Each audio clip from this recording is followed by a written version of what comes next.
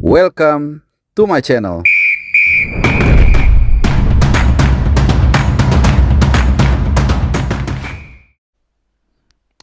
Halo, salam sehat dan juga selamat hari Minggu buat teman-teman dimanapun kalian berada.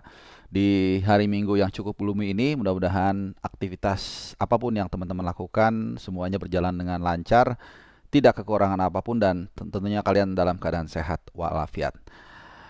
19 hari lagi kita akan menyambut FIFA Series ya, tanggal 27 Maret kita akan menghadapi Saint Kitts and Nevis di Gelora Bung Karno di Jakarta, dan selang 3 hari kita akan melawan antara Bulgaria dan juga Solomon Islands. Dan pada FIFA Series kali ini akan menjadi ujian pertama bagi pelatih John Herdman yang tentunya ditunjuk menggantikan Patrick Kluivert pada Januari nanti.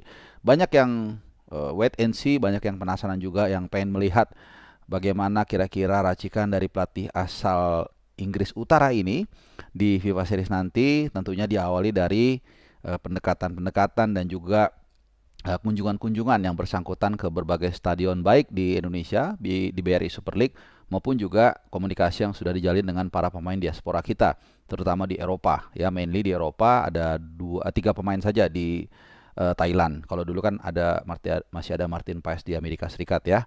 Nah, tentunya ini yang ditunggu-tunggu. Kira-kira siapa para pemain yang dipanggil dan kondisi para pemain tersebut seperti apa.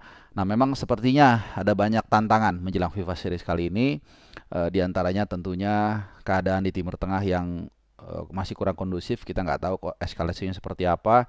Dan ini tentunya juga secara teknikal di lapangan agak sedikit mengganggu mobilisasi nanti para pemain diaspora kita yang bermain di luar negeri saat ingin terbang ke Indonesia tentunya untuk FIFA Series nanti. Diperkirakan sekitar tanggal 20, mungkin sampai tanggal 25 itu para pemain akan segera berdatangan untuk persiapan ya, dan ini nggak banyak waktunya karena John Herdman, tim Indonesia sendiri belum pernah berkumpul secara full di bawah komandonya John Herdman ya, walaupun John Herdman pasti sudah menemui mereka satu persatu hampir semua, tapi beda kalau belum ketemu secara satu tim gitu. Ini yang menjadi tantangan. Dan tentunya dengan keadaan terakhir ini mobilisasinya mudah-mudahan lancar, tidak ada masalah ketika para pemain selesai menunaikan kewajibannya membela timnya masing-masing, klubnya masing-masing, kemudian terbang ke Indonesia. Nah, tapi di tengah situasi ini pun ternyata tidak selesai di sini ya. Kabar buruknya juga ada, sejumlah pemain yang cedera. Ya, kita tahu yang sudah lebih dulu cedera itu ada Marceng, nanti juga ada info soal Marceng, kemudian Marcelo Ferdinand, kemudian ada Pratama Arhan yang belum lama ini menjalani operasi, lalu ada Asnawi Mangkualam yang juga dalam proses recovery habis menjalani operasi, dan juga ada Mauro Zelstra, pemain yang baru saja diboyong Persija dan sejauh ini belum mendapatkan satu starter pun. Udah minute play dapat, cuman belum starter. Ini juga mengalami cedera di pangkal paha. Nah, yang lebih agak mengkhawatirkan adalah lini depan kita. Selama ini lini depan menjadi kekhawatiran tersendiri karena memang kita sangat bertumbuh dengan Ole, tapi Ole sendiri juga kita lihat sangat jauh panggang daripada api. Musim ini sangat sangat challenging buat dia. Sudah memasuki bulan Februari, jadi udah setengah musim lebih dia belum menceploskan satu gol pun bersama dengan Oxford United ya, klub asal Championship Division, kasta kedua sepak bola Liga Inggris. Dan dalam 2 kemenangan beruntun yang diraih oleh Oxford United, ini klubnya Erick Thohir, itu juga semakin kontradiktif karena dia tidak terlibat dalam kemenangan tersebut. Jadi terakhir Oxford United meraih kemenangan yang sangat penting dari Preston North End. Ini mantan klubnya David Beckham. Dalam kemenangan 3-1 tersebut nama Ole Romney tidak ada di DSP sama sekali, dan ini memang dari informasi yang coba gue pungut satu persatu itu dia mengalami sedikit masalah cedera, tapi cederanya itu apakah kemudian bisa in time recovery saat kita tanding 27 dan 30 Maret nanti. Nah, ini yang belum dijelaskan ya. Informasi yang gue dapat dia memang mengalami masalah. Jadi saat menghadapi Preston itu dia nggak masuk DSP sama sekali, padahal timnya menang 3-1 dan mainnya bagus. Mungkin itu adalah permainan terbagus klubnya si Ole ini, Oxford United, sepanjang musim ini.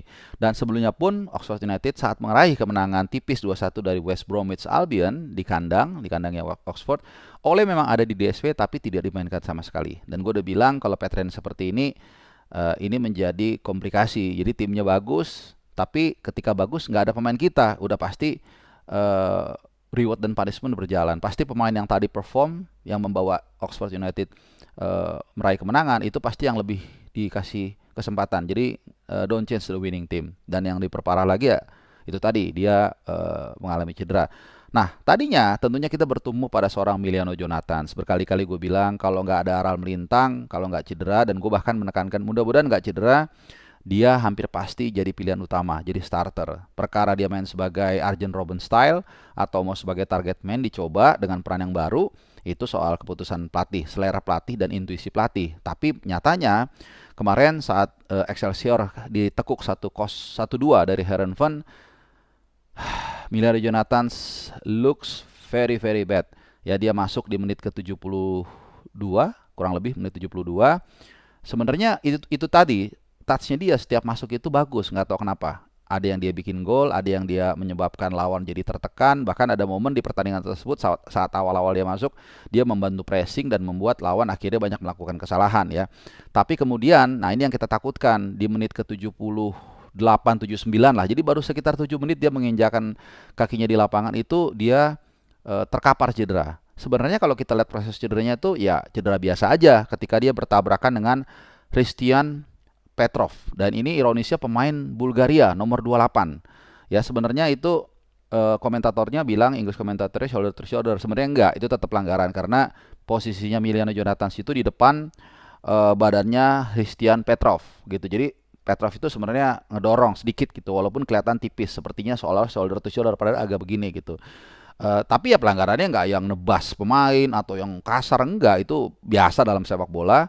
Tapi nggak tahu kenapa mungkin keinjek atau jatuhnya salah, kemudian dia mengerang kesakitan, di layar pun kedengeran dia seperti itulah gitu ya. Dan yang lebih apa ya bikin kita lirih itu adalah dia keluar itu nggak bisa sendirian, harus di apa, dipapas ya, di apa ya, ditopang lah ya, ditopang 2 orang dan satu kakinya itu nggak bisa napak.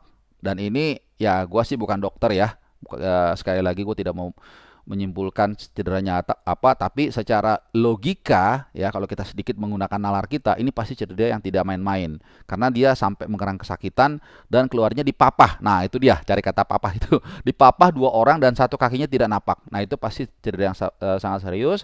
Ditambah persiapan kita sampai nanti main tanggal 27 itu hanya 19 hari.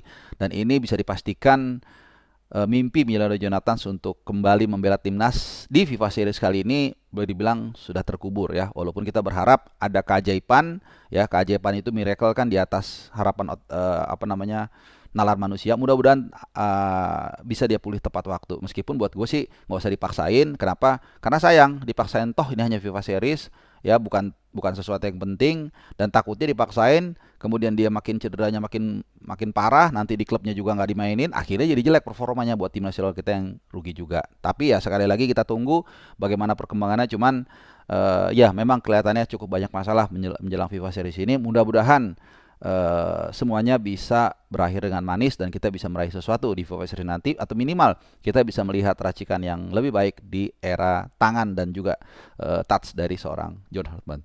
Oke, terima kasih teman-teman. Itu aja sedikit update dari gua. Mudah-mudahan berkenan, mudah-mudahan informatif, dan buat kalian yang berpuasa, mungkin saat ini kalian menjelang buka puasa lagi ngabuburit, semoga kalian tetap semangat dan tentunya salam adios.